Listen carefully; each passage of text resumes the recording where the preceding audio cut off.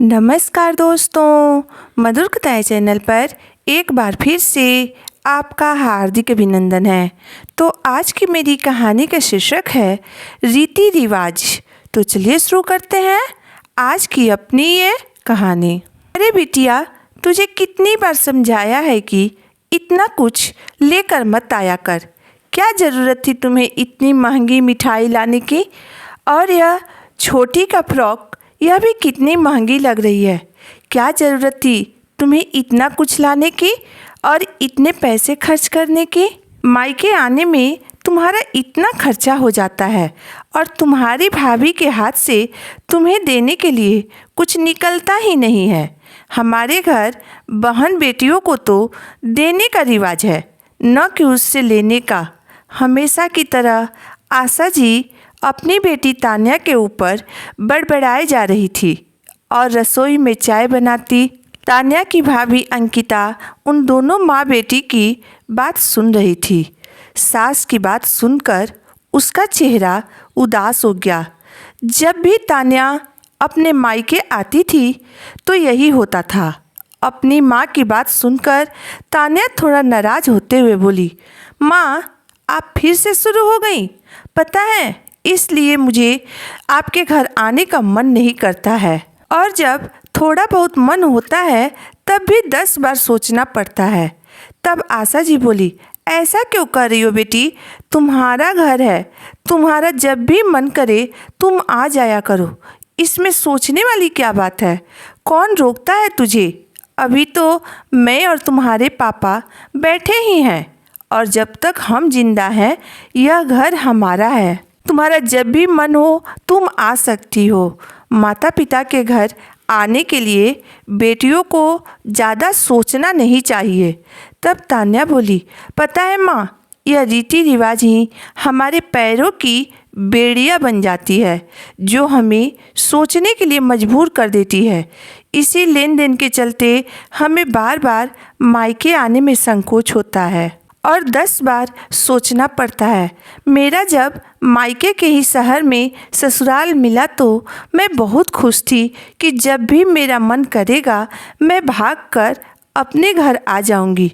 पता है आपको, मुझे अपनी छोटी सी भतीजी को खिलाने का बहुत मन करता है, लेकिन फिर भी मन महसूस कर रह जाती हूँ। इससे तो अच्छा है मैं फ़ोन पर ही आप लोगों से बात कर लूँ, तान्या ने थोड़ा उदास होते हुए कहा। तो आशा जी को बेटी की बात बिल्कुल अच्छा नहीं लगा। तब वह बेटी को समझाते हुए बोली, तान्या बेटा, मैंने कहा ना तुमसे कि तुम्हारा जब भी मन करे तुम आ जाया करो। यह घर तुम्हारा है।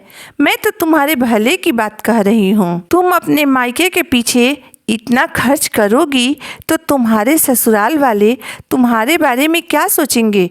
बेटा, भाई भाभी का तो फर्ज बनता है ना कि तुम जो लाई उसे दोगुना करके तुम्हें देने का। तब तान्या बोली, बस माँ, अब बस भी कीजिए। समाज की इसी सोच ने तो हम बेटियों से हमारा मायका दूर कर दिया है। मैं बचपन से ही देखती आ रही हूँ कि जब भी बुआ के आने की बात होती थी तो उनके आने की खुशी से ज़्यादा आपके चेहरे पर इस बात की चिंता रहती थी कि उन्हें क्या क्या देना पड़ेगा। कभी लेन देन को लेकर दादी नाराज़ हो जाती थी तो कभी बुआ। लेकिन माँ, मैं नहीं चाहती हूँ कि मेरे आने से मेरी भाभी के चेहरे पर भी वही चिंता नज़र आए। इसीलिए आप हर वक्त यह ताने मारना बंद कर दीजिए। मुझे भाभी का उदास चेहरा बिल्कुल भी अच्छा नहीं लगता है। वह कुछ भी दे दे लेकिन आपको हमेशा कम ही लगता है। मैं तो बस यहाँ कुछ वक्त आप लोगों के साथ बिताने के लिए आती हूँ, न कि कुछ लेने के लिए। यदि मैं अपनी खुशी से कुछ ले भी आऊँ तो ज़रूरी नहीं है कि यहाँ से उसे दोगुना लेकर जाऊँ। भैया और भाभी मुझे देखकर कितना खुश होते हैं। भाभी मेरे आगे पीछे घूमती रहती हैं, साथ में हंसती बोलती हैं। क्या यह खुशी कम है मेरे लिए? तान्या की बात सुनकर आशा जी निःशब्द हो गईं, क्योंकि सच ही तो बोल रही थी तान्या। आशा जी की ननद ने तो अब अपने मायके आना बंद ही कर दिया था।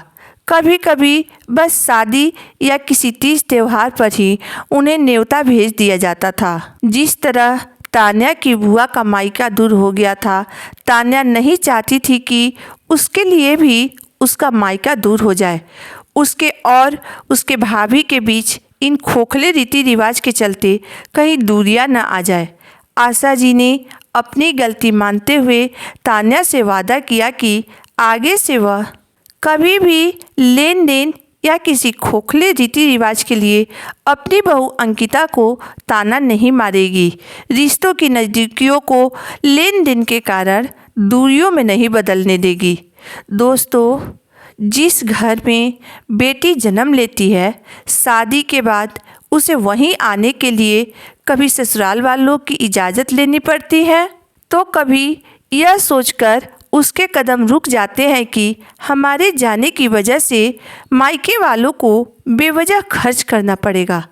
कहीं सास का यह पूछना खटकता है कि बहू मायके से क्या लेकर आई हो, तो कभी माँ सोचती है कि बेटी को नहीं दिया तो ससुराल में उसकी मान घटेगा। लोग क्या कहेंगे कि मायके से बेटी को खाली हाथ विदा कर दिया। दोस्तों, दोनों तरफ से लड़की को ही सुनना पड़ता है। दोस्तों, काश इस परंपरा को अगर ख़त्म कर दिया जाए तो बेटियां खुलकर दोनों घरों में खुश रहेंगी और बेझिझक बिना सोचे समझे हर वक्त अपने मायके आने के लिए तैयार रहेंगी। दोस्तों, इस कहानी को लेकर आपकी राय क्या है, आप मुझे ज़रूर बताइएगा। अगर आपको मेरी कहानी अंत तक पढ़ने और सुनने के बाद पसंद आई हो तो मेरे वीडियो को लाइक कर दीजिएगा, चैनल को सब्सक्राइब कर दीजिएगा। तो फिर मिलते हैं एक नई वीडियो, एक नई कहानी के साथ। तब तक के लिए धन्यवाद।